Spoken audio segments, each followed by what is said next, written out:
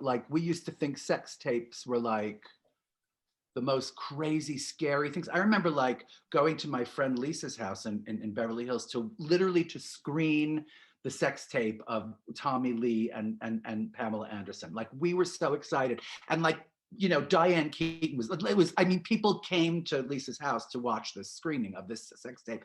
And now, and we were like, oh my God, oh, rewind that. You know, it was like a crazy, and now you're literally nothing without, you know, some kind of penetration, right? Like some kind of tape of, you know, seriously, right? Who else was at this? So like, was this like a planned like week-long screening, like VIP? No, Diane it was like, Keaton? oh, come over. I was in Los Angeles and my friend Lisa said, come over. And I came over and it was like all these people in her living room and it was a screening of this crazy video. It was so chic.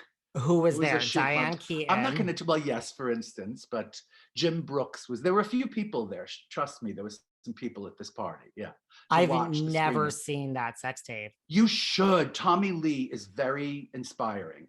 And so is Pamela Anderson, boy. She has a body, and it's all tats and you'll love it. It's so now. I've heard there's lots of good things about Tommy Lee. I've heard.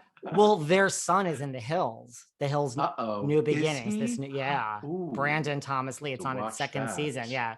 Add The Hills to your roster.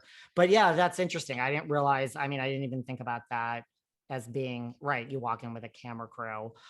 Interesting. That was the hard part about Unzipped. And you know, also like at your show and getting the girls to agree, because it was a different world. It was like a private world. I'm not kidding you. I'm going to tell you this, David.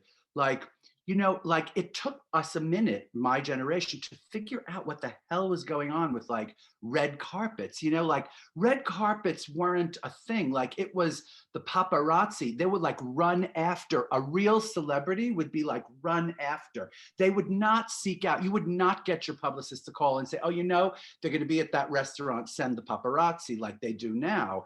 In the old days, it was like you would run away from being pictures taken. You wouldn't do this. There was no such thing. And I remember, like, I promise this is something, like I was waiting on a red carpet sometime in like the late 90s or the early aughts or something. Yeah. And Paris Hilton was in front of me and I was watching her like pose for the paparazzi. I was like, oh no, girl, you're not supposed to pose. Like you're posing, what the fuck?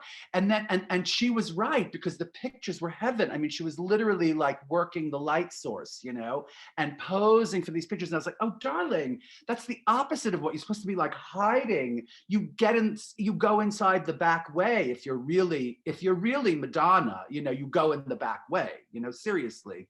I remember once I was in London and I don't remember who it was. I think it was Natasha Richardson, who was a friend of mine.